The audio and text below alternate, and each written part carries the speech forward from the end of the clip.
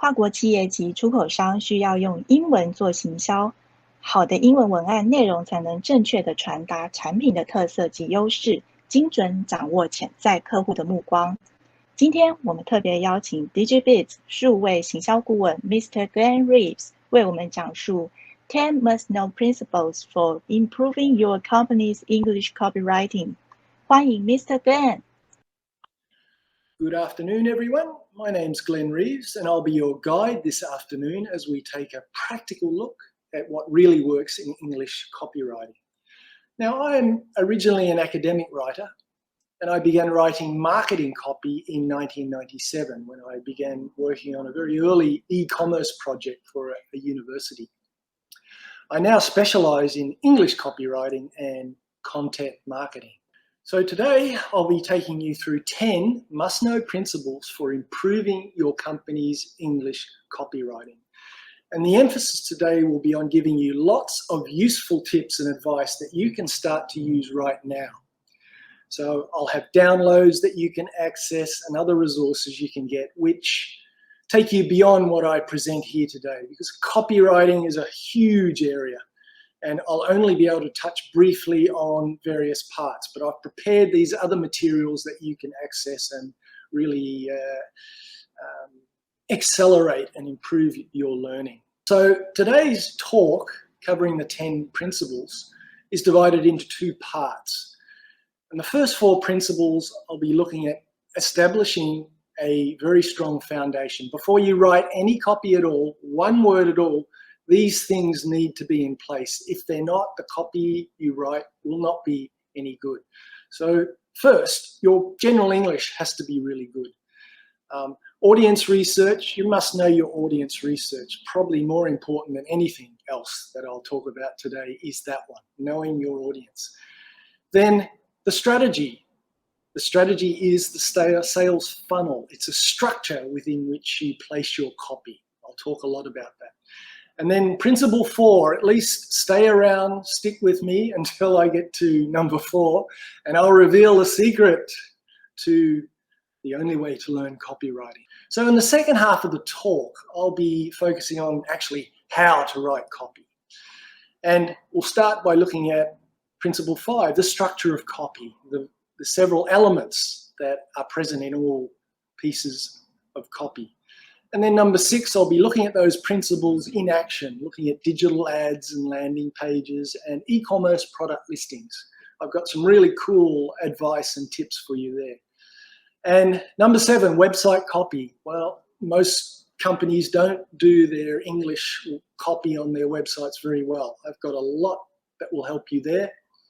Number 8, do you hire a copywriter in-house? Do you bring someone and employ them so they come to your office every day? Or do you outsource to an agency? I've got some ideas that will help you decide that.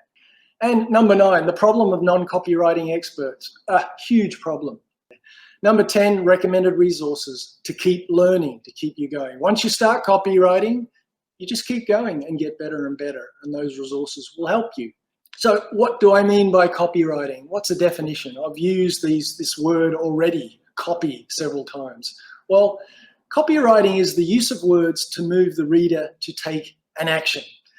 We're not writing a magazine article. We're not writing a movie script or a nice story. We're not being creative. We're writing copy, words that will move a reader to take an action. So in copywriting, we refer to those words as copy or the copy. And I've already used that several times before now. So copy is the words and text of pieces of copywriting. Now, words are the most important element in all your marketing material. Pretty websites, nice pages, lovely photography, beautiful DMs with colors and design are all very well, but the words are everything because the right words capture attention. They influence people's emotions. That's what we're aiming to do. And they cause people to take action. Copywriting is words that move people to take action. For an example, here we have a website with a lovely photograph of what is that? I've got no idea. We don't know. The photography is beautiful, professionally done. Wonderful. Is that a speaker? Is it a ashtray? Is it a coffee warmer? No idea. We don't know until we see some words. And there are the words, making technology invisible. Aha! So that is a piece of technology. It's some product of some kind. No idea what it is even now, but that doesn't matter. The point is, this is a design website, and their product is making technology invisible. And that's a really great example of good copy there. 3 words tells you what that company does. We make technology invisible. But look, even if they didn't have a lovely photo there, a lovely image, the words would do a very good job. And without the words, you've got nothing. Here's an example of a company, a mattress company that produced 2 advertisements. So, 左边的广告 was 都没有成功. They really didn't make much money off that because the copy was terrible. So they got a professional copywriter in to redo things, and they created the ad on the right. 所以左边的广告非常成功. It earned them thousands and thousands of dollars. And this is an ad from 60 years ago. Copywriting principles haven't changed in 100 years. It's all about psychology. We're accessing psychology, influencing psychology. And the words on this page influence the potential buyers of these products so much that the company made a lot of money. And it was just the words. The words made the difference. So words are everything.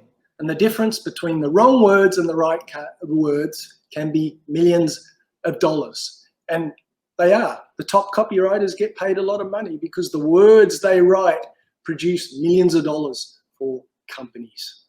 What's the best reason for writing correct and persuasive copy for a company in Taiwan? Well, if you do your English copy really well, much better than anyone else, you'll be way ahead of other Taiwan companies who are your competitors for overseas business. You want to take your products to the world? Get your English copy written really well. And it will be money in the bank for you. It just means more money for your company.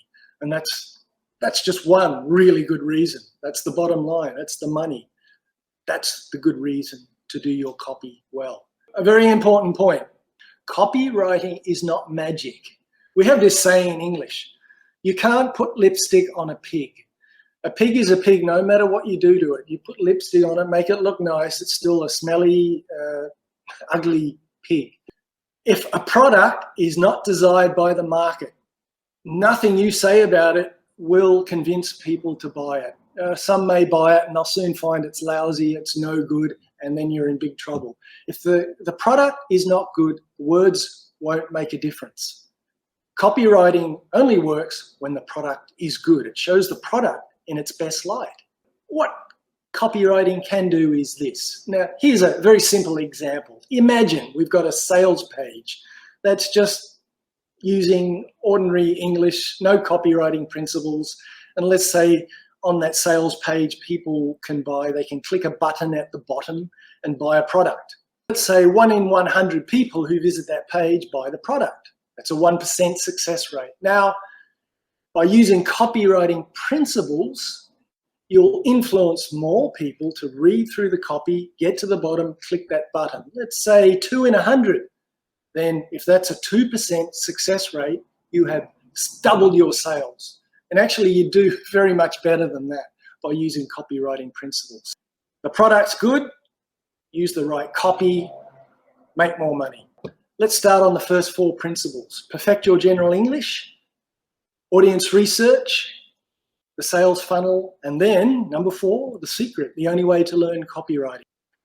Perfect your general English, really important. Copywriting is a specialized form of English writing. Any vocab and grammar mistakes in your copy will ruin the copy. So what do I mean by ruin or destroy the copy? Well, it won't be as effective. Less people will take the action that you want them to. They won't read through, they'll be gone. They'll go and look at the cat video or something like that, much more interesting. So the copy has got to be written with the right vocab and no grammar mistakes. So general English, being good up front, very, very important. Now, I recommend you get this book. Every English learner, especially learner of marketing English, if you're writing marketing English, you should have this book. It's an essential resource. The chapters are short, from 1 to 3 pages. You can work through bit by bit. It's like attending a class, a workshop.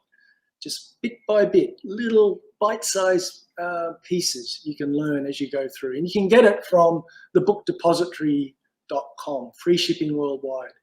I highly recommend it. It's got so much in there. It's packed with good advice. This is just one of dozens and dozens of pieces of advice. And this is very important for copywriting. Use active language. Don't use passive language.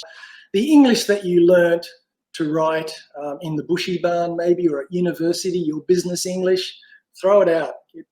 We don't need that for copywriting. And passive sentences are one of the big things about official English. For example, the video was edited by a guy named Hiroshi, a perfect example of what we don't want, of a passive English sentence. What you want is the next one, active. A guy named Hiroshi edited the video. Dynamic, powerful. Most dynamic and active and powerful is the one at the bottom. Hiroshi edited the video. Bang, bang, bang. That's all you need. That's active English. Now, that's one of lots and lots of examples. Grab the book. I highly recommend it. Audience research. Let's say your English is pretty good. Audience research on your target market is everything. And the better you do your research, the better your copy will work for you. You need to know your audience. What's in their mind? What are their beliefs, their dreams, their desires? Because you write the copy to those beliefs, those dreams, those desires. This is a great source for audience research. Now, sure, if you've got customers right now, you will talk to those customers and do research with them. Doing direct research with your customers is a really good idea. But if you don't, or if you want to expand that knowledge, that research, Amazon reviews are the place to go. So you'll find the words that buyers use to think and talk about any product you can think of, any product at all. There will be at least one review, and there's usually not one, but thousands of reviews of products on Amazon. I'll take you through an example, and it could be any product, but I chose Light Sensor Switch, which is a light where you don't have to touch it to turn it on. You swipe across in front of it and it activates and turns the light on. This switch is a top-selling switch. It's by Lutron, which is one of the brands there, and it's got 5,861 reviews, over 5,000 reviews, nearly 6,000. And that's a lot of data for you to research. And did I say it was going to be easy? No, it's not easy, but you need to do the research. You need to go through a lot of those reviews. And in fact, there are more than 30,000 reviews of all the switch brands available there. So there's a huge database, a resource there that you can use to create your copy. Each review has a headline and body copy. So let me just look at the body copy first. This was just one of those nearly 6,000 reviews. I was looking through all the reviews and this one jumped out, and I just scanned it. I'm just looking through it and I can see that some words, some phrases jumped out at me, and I've highlighted them there. So there's the one up the top, don't fret, in the box there, and I scanned through, oh, pain in the backside. That's an interesting way of talking about what they don't like about this product. So, and then down the bottom, works like a champ. I know that phrase. It's quite common, and they're using it to talk about this product. Maybe I can use those. You don't have to worry too much about these actual words here. They don't matter, but it's the process that I'm trying to communicate to you. So fret, it's a way of expressing worry and stress. Fret, maybe I can use that in the copy somewhere. Pain in the backside means troublesome. I can definitely use that. This product, our product, won't give you a pain in the backside, for example, perhaps. Works like a champ. Champ means champion. It just means very good. Works like a champ.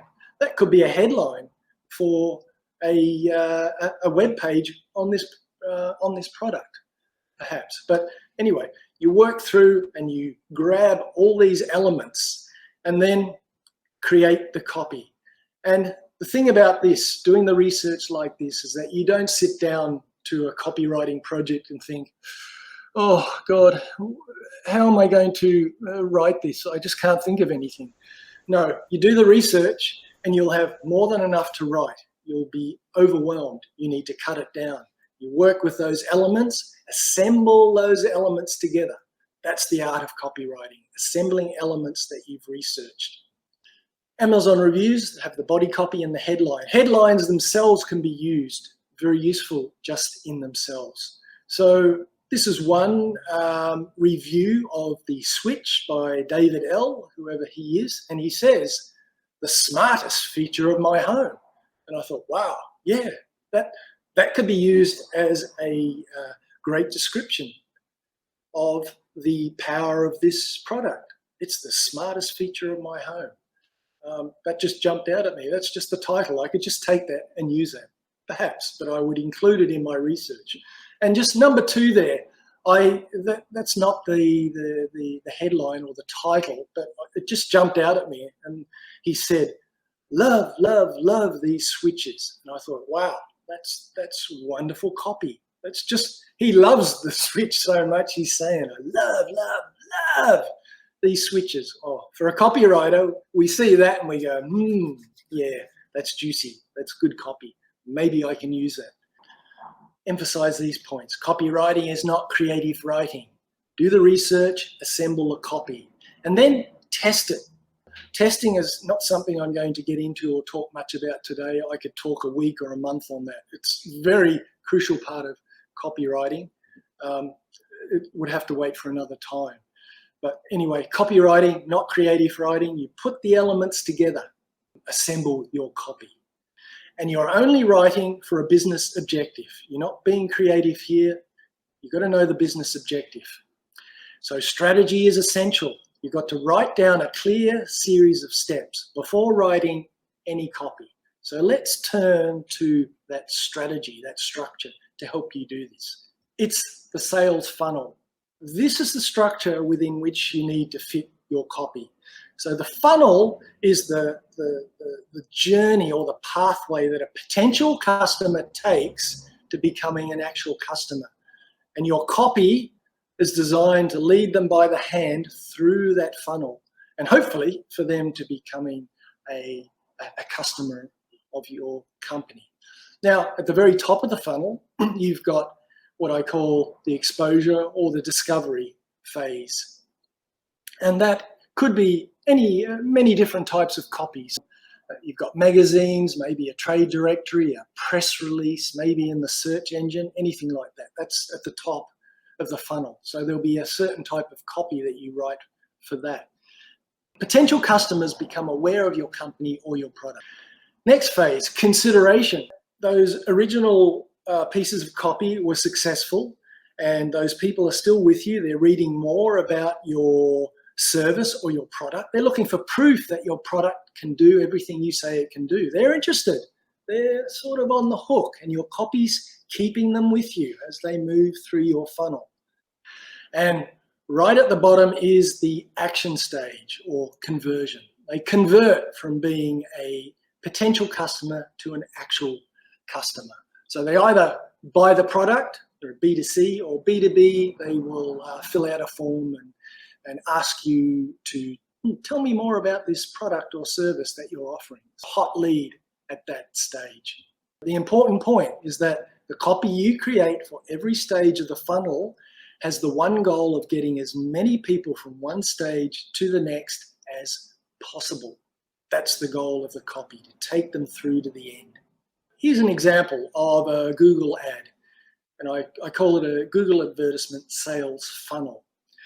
The keyword or the service here is CNC machining services. A potential customer goes to the search engine, types in CNC machining services, and this is the exposure part of the funnel, what comes up on the search engine result page. So there's Google's first page, and there's an ad right at the top of the page. Hopefully, if the ad's good, it'll be at the top.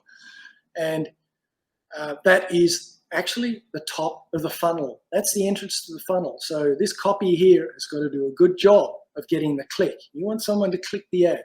Let's suppose they do click it.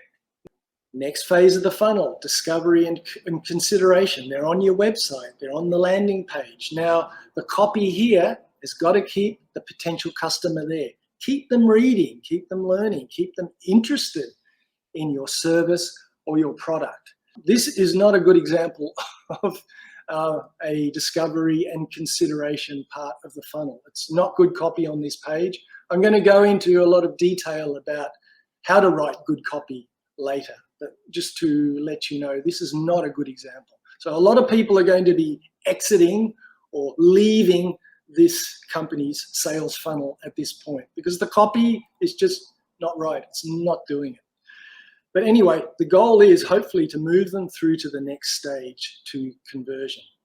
And this is the conversion action, which on this page was at the bottom.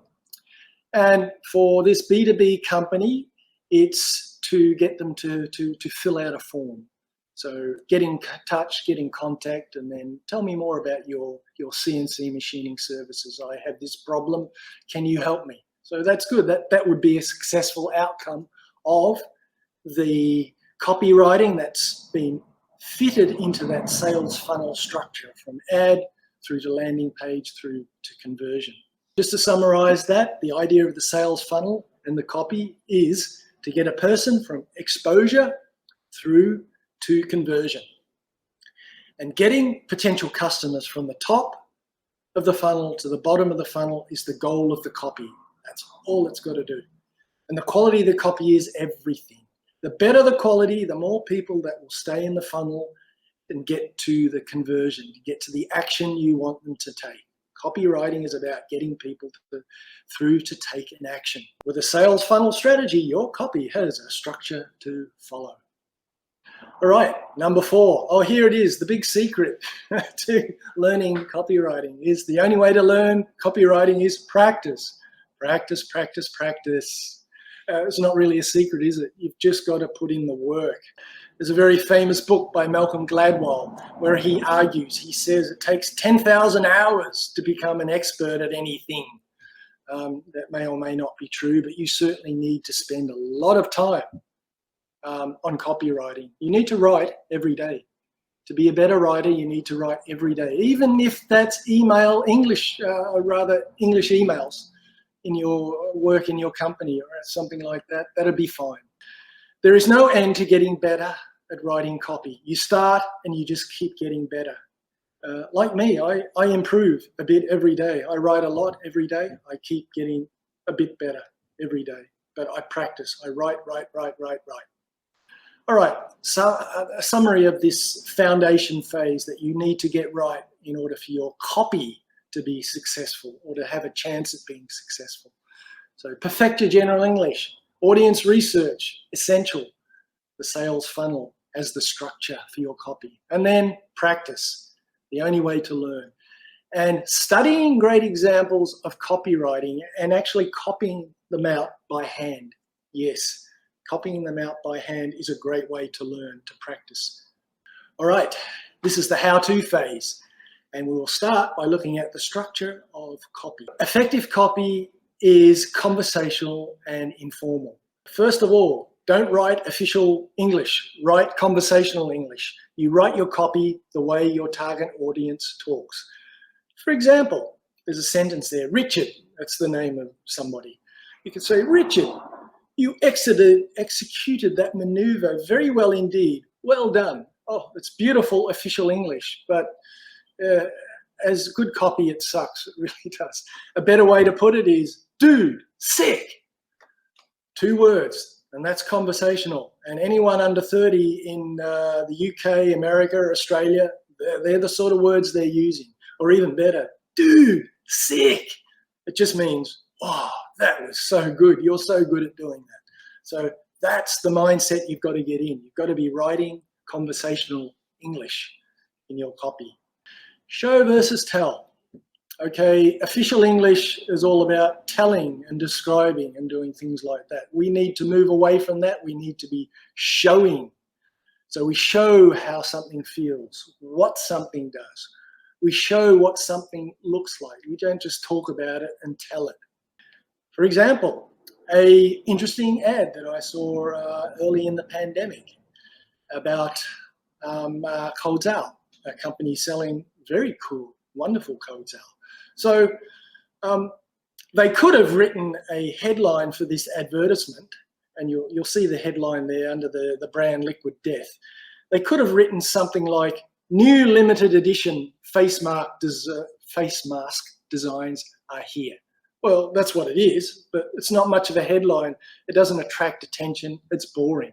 Instead, they wrote, make COVID fight through skulls and switchblades to get to your face. It's like, whoa, look at that. And it starts off with a verb, make, a 动词, right there, make COVID fight. So when you use verbs, it wakes people's brains up. It activates the brain. It's a neurological response. Yeah, words have that effect on people. Like, oh, yeah, it really does. Make COVID fight through skulls. Yeah, a successful ad because the copy is really good. Plus, it just looks a really cool product anyway. For younger people, very successful. Simple words. Always use simple words for, if you're a learner of English, a non-English speaking background person, maybe not such a big thing, but if you're using simple words now, keep using them. Don't use the big words on the left there, use the simple words on the right. Always use a simple word rather than a long official word, always. Now we get to the actual elements of most pieces of copy. We have the headline, the lead, which is sometimes left out, the body of the copy, which is the main section with all of the words, then the call to action, which is the action we want the reader to take. Starting off with the headline. This is the most important element because if they don't read the headline and you don't catch attention there, they're gone. They're off watching the cat video or watering the plants if they're looking at a brochure or something like that. They'll put it down, they won't come back. The headline has got to capture attention. That's its only job. And it's the entrance to the sales funnel. That's the start of the potential buying process for that potential customer. You'll lose them if the headline's not good.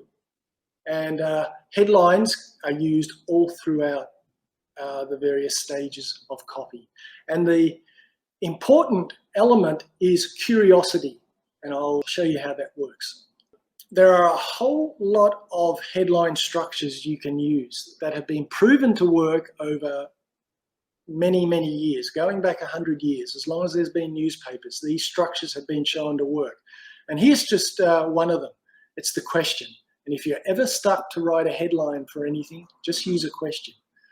This is just an example. So it's tired of. You could put anything you like in there. Whatever your service or your product is, you can just drop that in there. That would work. Tired of? Here's a solution to the being tired, if you like. So there's an example there. Tired of walking?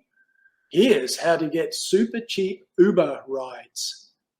So you could, advertising Uber, maybe they could use that. Tired of your one-room apartment? You can read it. So it's a question structure. There's another one there. Why haven't you? Why haven't you visited Osaka? That's a good one for a travel company. Yeah, I go to Japan a lot. Why haven't I visited Osaka? You'll capture attention with a question. The brain naturally sees the question and starts to want to answer it. We can't help it. It starts thinking. Another structure is the how-to structure. And I've got two examples there for you. You can read them there. But what I've done, it's the first of the downloads or the resources you can access. I have prepared for you 14 structures, and that's the list there. There are 96 examples all up of headline structures that you can take straight away. If you're stuck for a headline, you can just go to that resource, grab a headline structure, and use it for whatever product or service you are trying to sell or write about or attract attention for. So go to the website, Smart DigiBiz, English copywriting, and you can get access to that resource. It's huge. It'll make your copywriting very much easier. Power words are special words used in headlines that have been shown to be really effective at getting attention and moving people to take action. Remember, the goal of the headline is to get people to stay with the copy and move to the next part, which I'll talk about in very shortly. Because has been said to be one of the most powerful words in copywriting. And there's an example there. Order now because time is almost up. That headline works better than the next one, which is order now, time is almost up. So just by putting because in there gets a much higher response. Why exactly, we don't know. All we know is it does work. It has been proven again and again and again and again that power words, and especially because, but power words have this effect. And there's also now in there, order now. Now is also a power word, and you've probably seen that used quite a lot in titles and headlines on the web. It uses the fear of missing out, that you better do it now, otherwise perhaps soon, tomorrow, it'll be gone. You can't get it. So now has been shown to be an effective power word. So I've got 15 common power words and how to use them at that same article. English copywriting, smartdigibiz.com, English copywriting. I show you, and it's all in Zhongwen. It's all in Zhongwen. So the examples are in English, of course, it's English copywriting, but the explanations and other material is all in Zhongwen. So it's easy for you to consume, to understand, and just take and use, experiment with. You'll be writing really good headlines very quickly. The lead is the next part of the copywriting big four. Headline leads to the lead. The goal of the headline is to get the reader to the lead, and the lead simply gives a bit more information than the headline. The lead brings people into the body of the copy. Your goal is to keep people reading through, not losing them, not letting them go out of the funnel. Keep them going. The lead helps them do that. So this is an example from the New York Times, and there are many, many good examples in the New York Times. I recommend you go and read that to learn more about headline construction and lead construction. Here we have, how far would you go to protect someone you love? Oh, well, that stopped me. I was reading through the New York Times. Oh, what's that? Great headline. And then the lead. And whom would you trust along the way? Oh, yeah, wow. Who would I trust? So we have the question structure for the headline, and then we even have a question in the lead. Now, this is all designed to attract my attention to this book. It's a new book called The Damage. The product doesn't matter. The way they've done this is really, really well done. The headline gets my attention. I move to the lead, and that gets me more interested. So then I'm going to read the rest of the information about that new book. So they're not talking about the book straight away. They say, new book by Caitlin, whoever she is, Wahra. They don't do that. That wouldn't work as well. This is using copywriting principles to get the article read and then get people perhaps buying that book. So the lead brings us into the body of the copy. Body copy can be really long, really short, or somewhere in between. It really depends on your purpose. But right now, today, I will give you an example of long body copy. Sales copy, actually, because for sales, longer copy is more powerful than writing shorter. The longer, the better. This is the structure of a long-form sales letter. I'm not going to spend any time on this. You can come back and check out the slides later. We could spend a whole week or a month on this. This is a huge area in itself. But this is the structure of a sales letter that works. And it's by the famous copywriter, Robert Collier. It's a very old book. I recommend you get it. I'll talk about that a little bit later. I've prepared for you an example of how this works. So if you go to that URL that I've got on the bottom of the screen there, you'll be able to access this example where I take you through the 6 points of a sales letter in what's moderately long body copy. So it's a good example of body copy. It's actually a great example of a sales funnel all in itself. It's got the headline there, then it's got the body copy, then it's got a call to action. So actually one piece of copy is a sales funnel in itself in a situation like this. So go to that URL and copy that and study it very carefully and copy it out by hand even. Don't type it, copy it out by hand. It will get into your mind, your brain, much better. That's the way to learn. The final part in our 4 elements. So we go headline, lead, body, CTA, or call to action. That's the goal of copywriting, is to get the reader to take action. All the pain of the headline and the lead and the body copy gets them to take the action, like buy now or fill out the form to get in touch with us and we can tell you more. The CTA tells the reader what to do. If you don't have that, no one's going to do anything. And it's been proven that when you tell people what to do, many more people do it than don't do it. A lot of people ignore it, but a lot of people follow it. So it's have the CTA there. Always have the call to action. Here's an example. You've probably seen these on websites. You see the button. That's actually a call to action. And this was a media website that I looked at a few weeks ago and I was considering subscribing. I didn't. But I rewrote the copy on that to give you an example of what a good call to action, a better call to action could be. So that's the original on the left. And then on the right is what I reconstructed it. So I wrote, defend democracy now. Defend is a 动词. Starts with a verb, immediately captivating, more powerful. Then next line, access, fearless reporting. Access is another 动词, it's another verb, an active word. So I've got some active words, I've got a power word in there, now, and then 3 months for $5. So that could be tested to see if it did better than the original. The button. Subscribe, well, you see that everywhere. It's sort of, yeah, subscribe. Is that going to fire up my brain? Maybe, maybe not. We could test. Yes. Does that work better? Access now. Power word. Or I want in. Very conversational.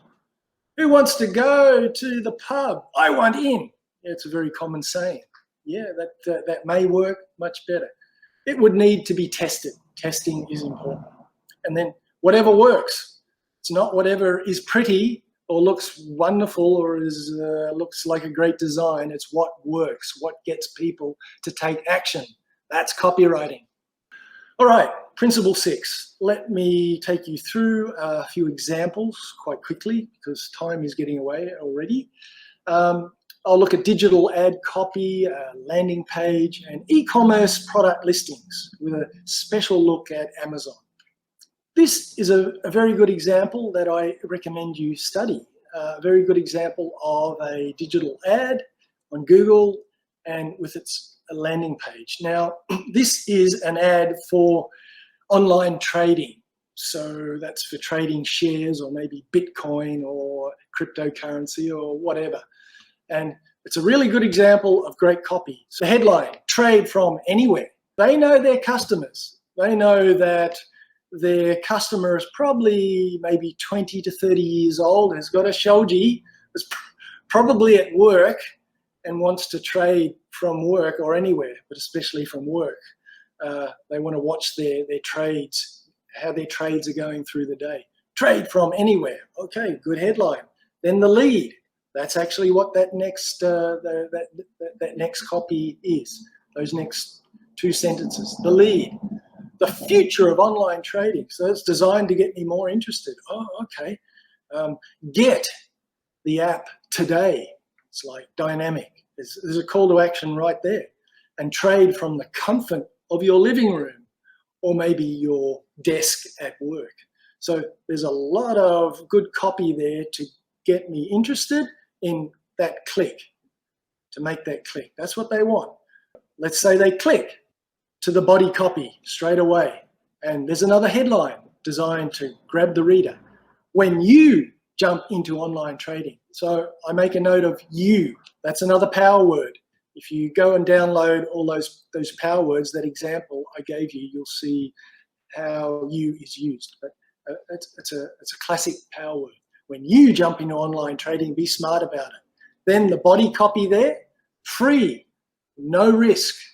Practice trading in real time. So there's no risk to you. You're not going to lose any money, and it's just like the real thing.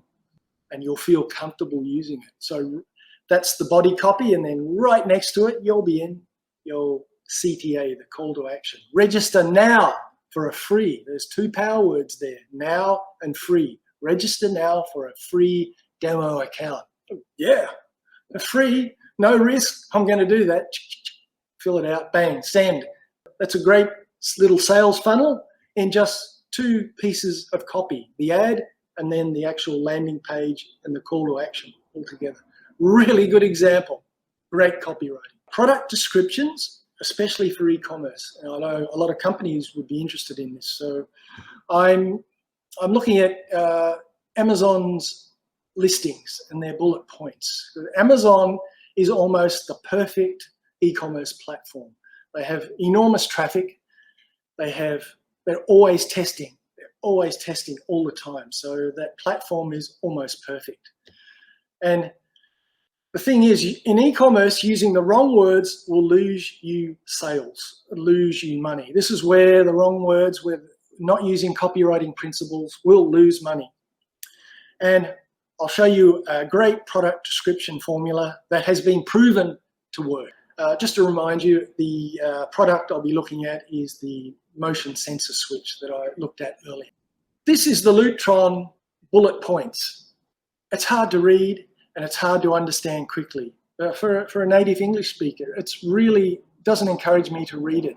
And it's all specifications. It's all features.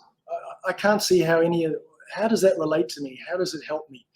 It's feature focused. There's nothing there that's really a benefit that how can this help me? They're the questions I have. And the only word that is on the right track there that's even a little bit correct as far as copywriting goes is that one, conserves. It conserves energy. So that's a benefit. That's a benefit for me as a potential buyer. Saves energy. Okay, now you got me a little bit interested, but the rest is like, oh my God. But that's a top seller. So how much money are they losing by not optimizing this copy? If they rewrote that using copywriting principles, they would make much more money. Simple as that. This is their competitor. Honeywell also sells sensor switches, and they do a really brisk trade. They're a very high selling product as well on Amazon. And look at the copy here. Wonderful. All focused on benefits. So they're saying, customize your lights up the top there, the first one. Customize, yeah, convenience.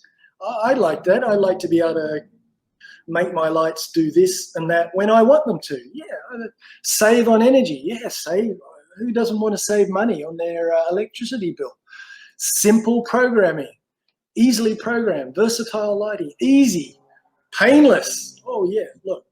This is a great example of bullet points. If anyone out there is, if you have an Amazon listing, compare it with that. You need to be writing this sort of copy, focusing on benefits and then the features.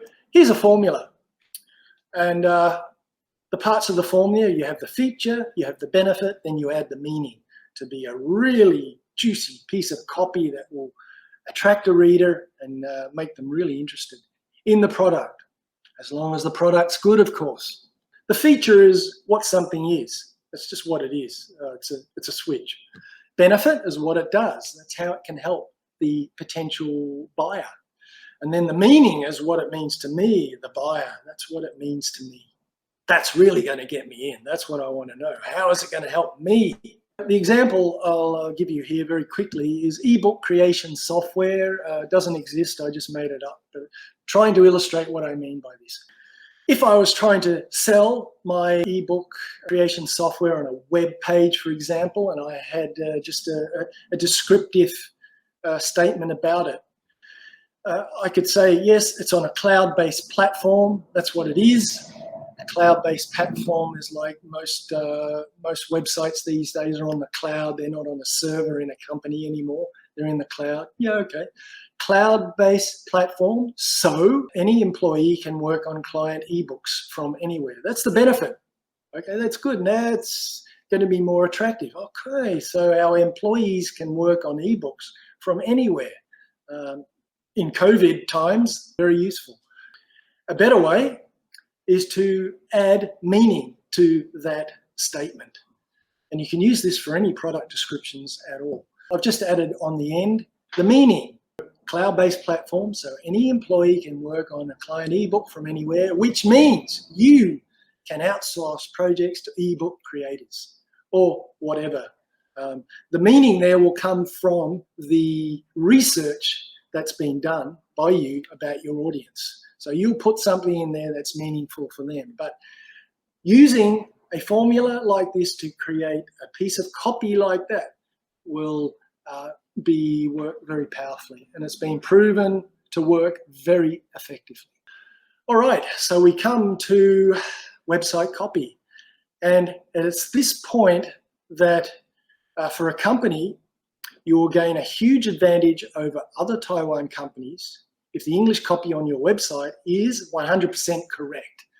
The better your English copy, the more successful your website will be. So the thousands of NT dollars that you put into building that website will actually start to give you a return.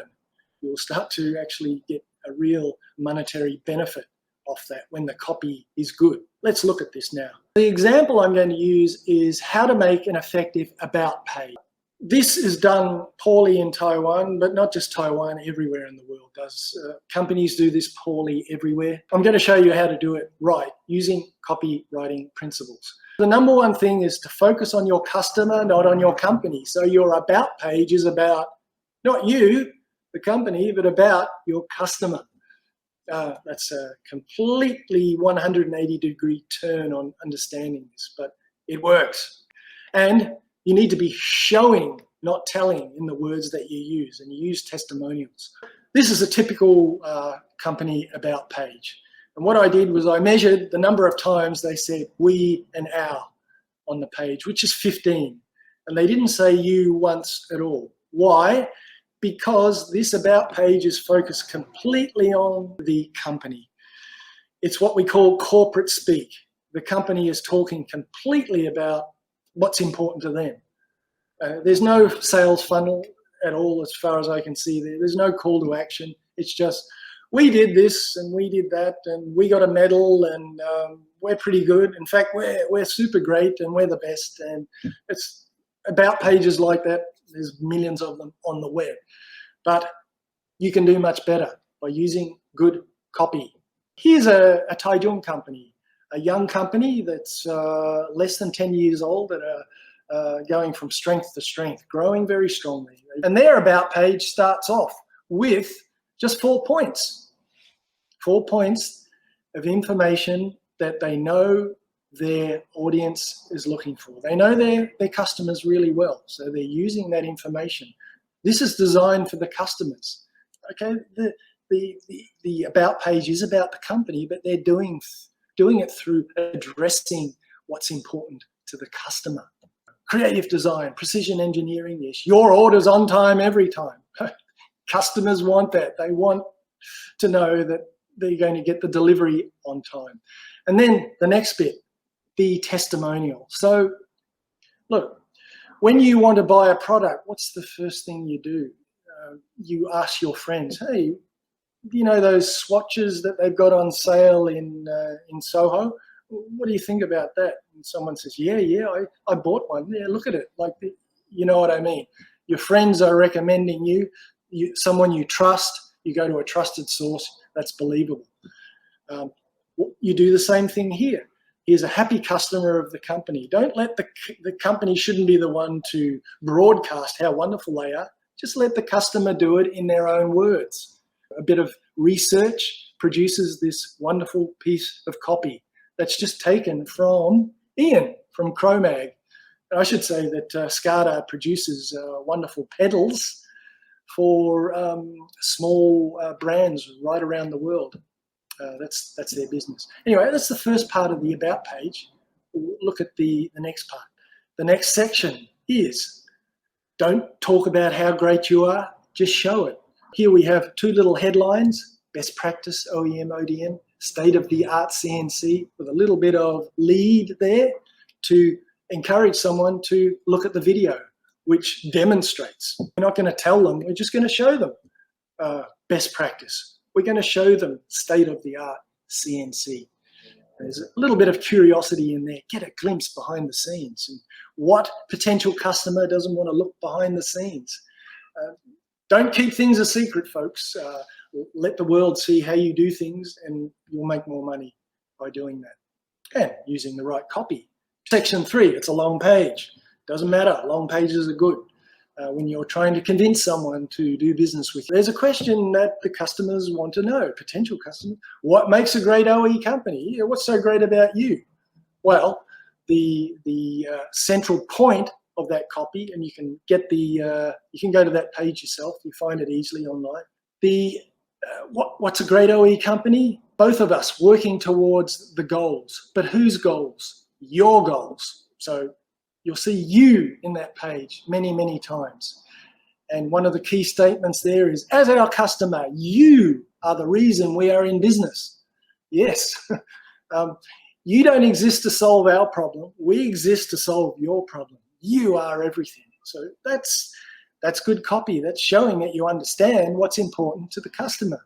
Next part of the page is a call to action. So the copy continues in that way, and then we get down the bottom, and then there's the CEO saying, let's talk. Yes, let's talk about your needs right now. Drop me a line, call to action. That's the sort of about page that you should be looking for, because it's more effective.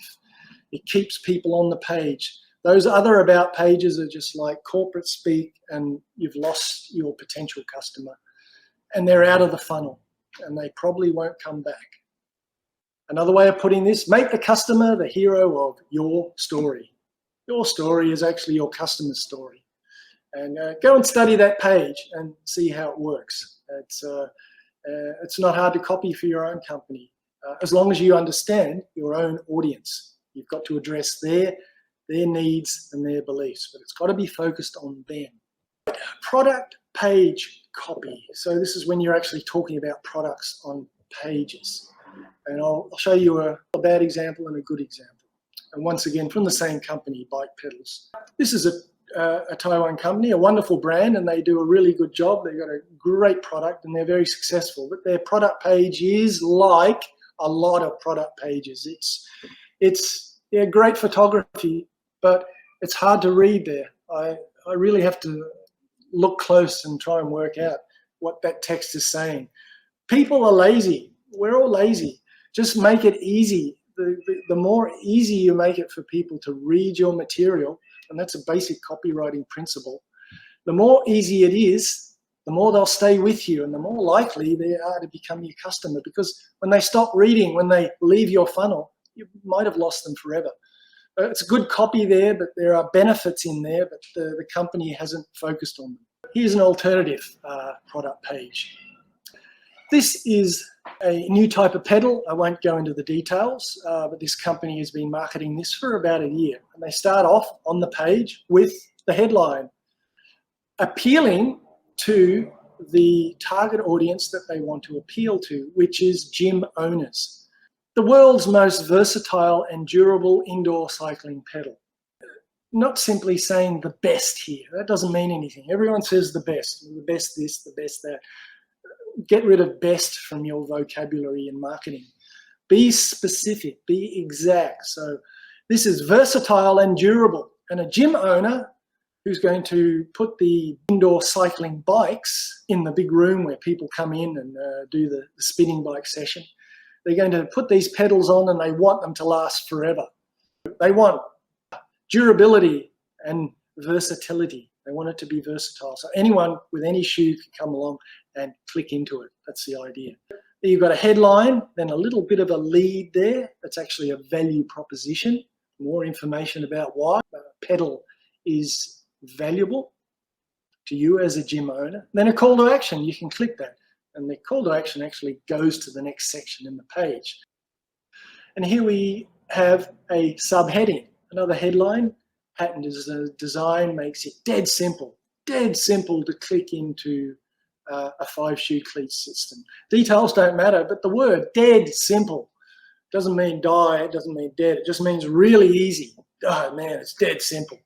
So it's one of those English expressions, conversational English. Then we've got, in the next bit, simple tension adjust, tool-free, and tool-free again, emphasizing the benefits of this to the potential buyer, which is a gym owner. They don't want to have to use tools. They don't want their customers to have to adjust this and be inconvenienced and for the adjustment to be a problem for them. They just want simplicity and no tools. Well, the product gives it to them and it's communicated very clearly there. Introducing the Fit 5 pedal. There's a video, no telling, just showing.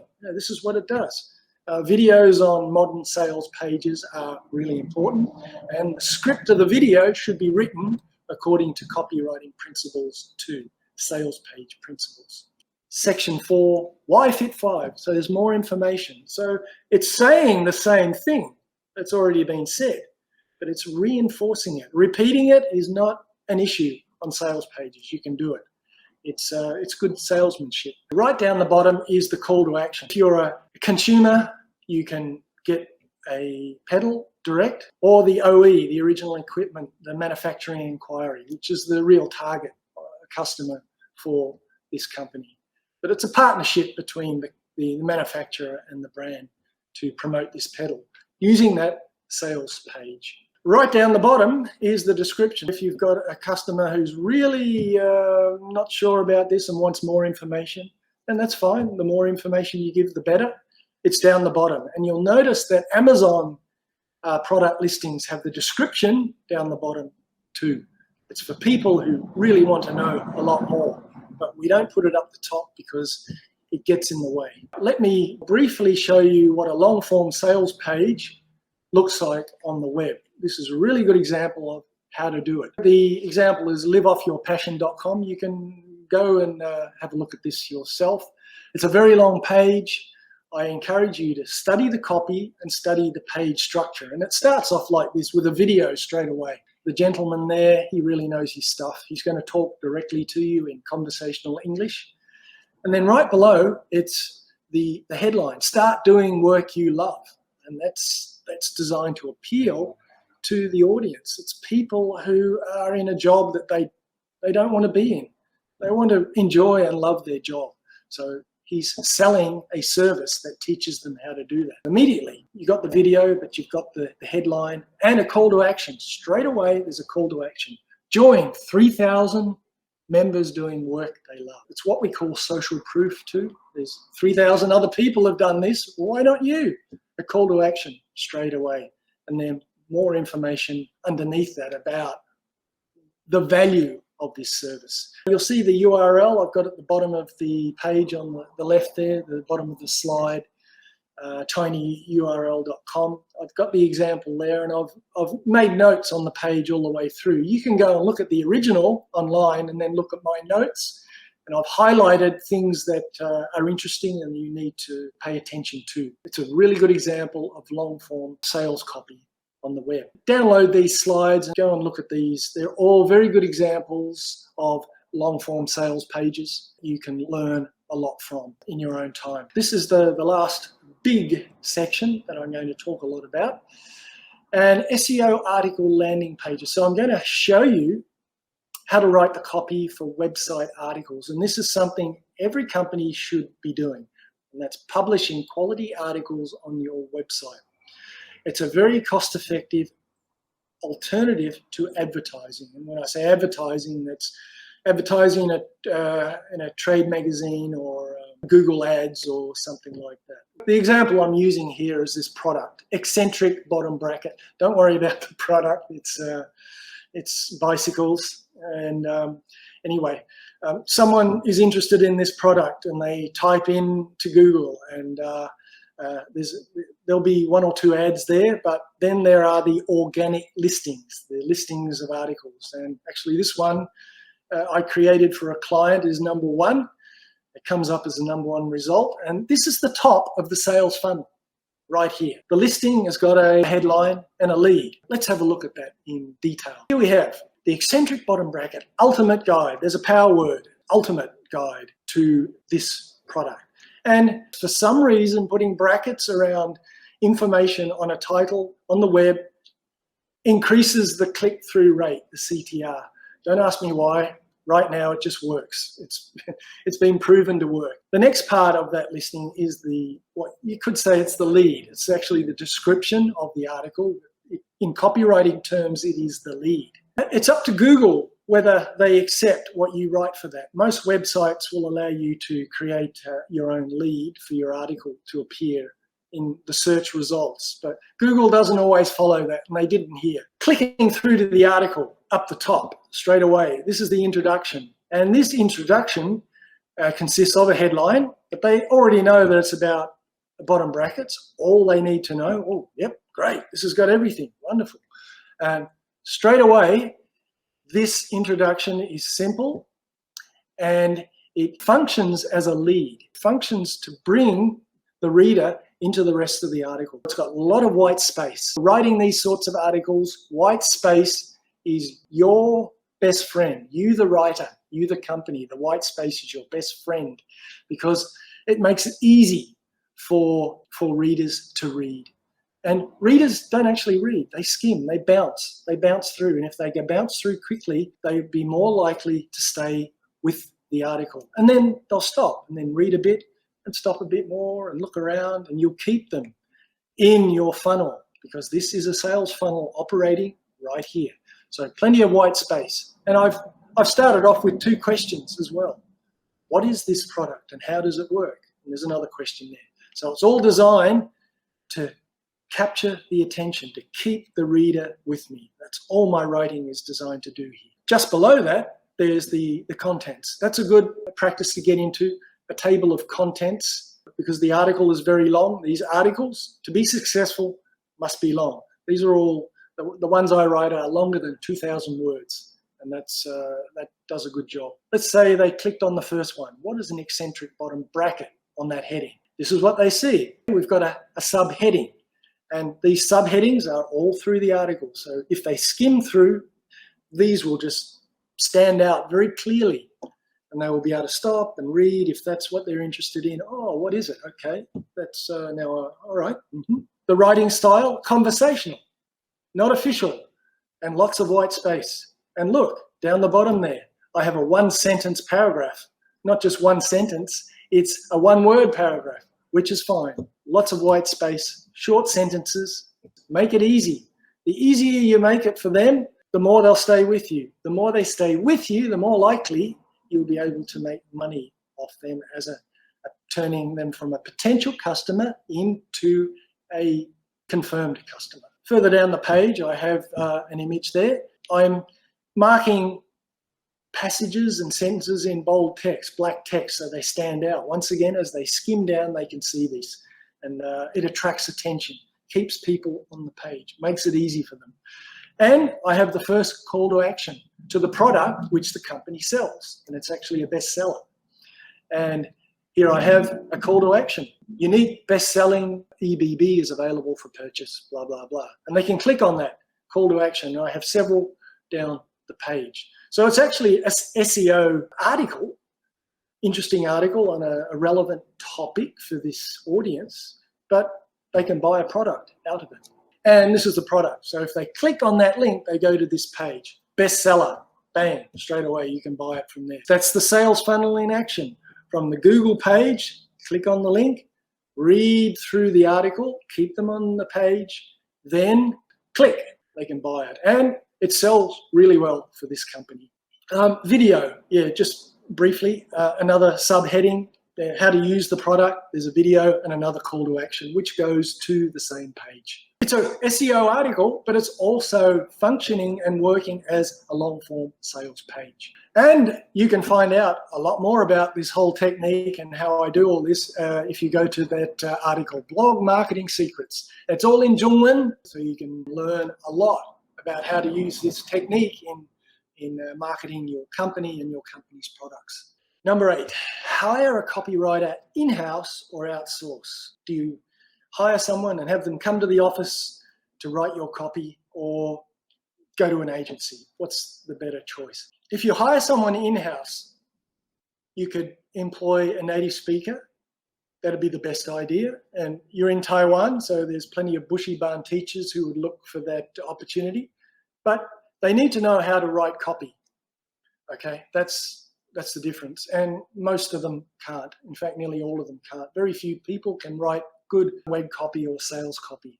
It's a specialized technique and not many can do it. So maybe you've got a native speaker, Taiwanese, working in your company. Maybe they were educated in the US. They've got a high level of English. That's possible, but they also must be trained in the art of copywriting. Otherwise, the copy will be just ordinary English and it will not be effective. The advantage of having someone employed in your company is that that copywriter will know your products very well, and that's important. You'll be spending time explaining your products to a copywriter that is in an agency or located on the other side of the world. But of course, doing the research on the audience is also very important. So yeah, the copywriter can know the product, but do they know the audience? Do they know how to do that research? Outsource. You can employ a native speaker, copywriting expert, maybe based in Australia, in England, or the USA, perhaps. You can get them to write the copy. It'll be expensive, very expensive. That's the way it is. Good copywriters are expensive. Looking at someone cheap, they're probably not a good copywriter. The other choice is use that native speaker copywriting to check or correct the copy that your staff have written in your company. So maybe you've got a high-level English speaker who knows something about copywriting, and they can write good copy, and then you can send it to be edited and checked. That's probably going to be expensive too. And thirdly, you can use a native speaker, copywriting expert, based locally to write or correct the copy. But once again, do they really have the expertise? Do they know how copywriting works? Number 9, we're almost at the end, folks. Stay with me for this. The problem of expertise. This is a big problem everywhere in the world. It's where a manager or supervisor with a high level of English ability, but someone not trained in copywriting, changes the copy. So the copywriter sits down, does the work, and it's really good. And the English expert, who's a manager or someone, comes along and looks at it and goes, no, change that headline. Oh, no, you can't do that. That image, no, that won't work. That will destroy the copy. How to get over this problem? You have to negotiate your way through it. But really, a copywriter working in an organization has to be given the room and the respect to do the work, and people trust them and go with them because they know what they're doing. But as a copywriter, you will come across this problem, and there's no easy solution because the problem is any copy you write that a high-level English-speaking user of English comes along and changes will be less effective copy. Because as a copywriter, you know your stuff. Recommended resources. We're almost at the end, folks, and this is where I show you what you need to be doing as you develop as a copywriter. Let me talk about the swipe file first. A swipe file is a warehouse of resources that you collect in your career as a copywriter. And in my career, I have collected an enormous amount of headlines and bits of copy that I've seen, of liked ads, and I collect them all, and I often save them in Evernote, in notes. And my headline file has got 57 notes that are all very long. This is a huge body of work in there that I can draw on for inspiration. So I'll be doing research for a copywriting project, and then I can go to my swipe file and look through and think, that headline structure, that's just the one I want. So I go and grab that. Yeah, this is the, we say, the tip of the iceberg, a tiny bit of my swipe file. So as a copywriter, you need to be doing the same thing as you proceed in becoming a better and better copywriter. These books, now I've already mentioned Everybody Writes by Anne Handley. You know, I've even got my copy here. I love this book. I refer to it frequently. It's wonderful. You must get it. Even for anyone doing marketing English writing, it's an essential resource. The next one, Copywriter's Handbook by Robert Bly. A very good overview of the whole field of copywriting. I highly recommend it. And Bob Bly has another book there, The Big Book of Words That Sell. I recommend that, especially for non-English speaking background people, English as second language learners. There's a lot of inspiration. You'll learn a lot from that by just not reading it cover to cover, dipping into it, just using it here and there. I do it myself. I've got my copy here. I use it a lot. This book, yeah, I recommend you get this. It's available online. It's quite difficult. I'll tell you that for a non-English background speaker. But there are so many examples of sales page writing there. And Robert Collier is one of the originals. It was from 80 years ago, this book. And the principles are still as correct and valid today as they were back then. It's all about psychology, and human beings, people's psychology hasn't changed in 100 years, in 10,000 years, really. So a book like that is worth getting if you're serious about copywriting and writing sales copy. Really good. And copying it out by hand, learning. Practice, practice, practice. Didn't I say that? Yes, I did. Summing up, we're almost at the end. Thanks for staying with me. A good product is essential. Copywriting won't work if your product is a pig. You can't put lipstick on the pig. It'll still be a pig. If your product's no good, the copy won't help, no matter how creative the copywriter. Audience research, essential. Got to do that. Got to get it right. Practice. Write out by hand. Good examples of well-written copy. And I've given you a lot of examples of great copy today that you can go and by yourself start learning. And that's what it is, just going through the process yourself, learn and write, practice. Again, I'll just remind you of this. The best reason for doing in Taiwan, it'll put your company ahead of other companies who are not going to be bothered to do this. One, they don't think it's important. Oh my God. Sorry guys, it is important. It's everything. By doing this, you're putting money in the bottom line of your company. It just means more money. As simple as that, by doing it properly. And the opportunity is there for you to take. You just step in and take it. It's there waiting for you because other companies are not doing this. Good communication, which is all copywriting is. It's good, effective communication. It means more money. Just to remind you, there are the resources. You can get your 96 headline examples there at that article. The power words are available at that URL. And if you have any questions, feel free to email me directly at smartdigibiz.com. So thank you very much for your attention today. I hope you've got something valuable out of this, and I wish you the very best of luck in your copywriting career and endeavor. Thank you very much.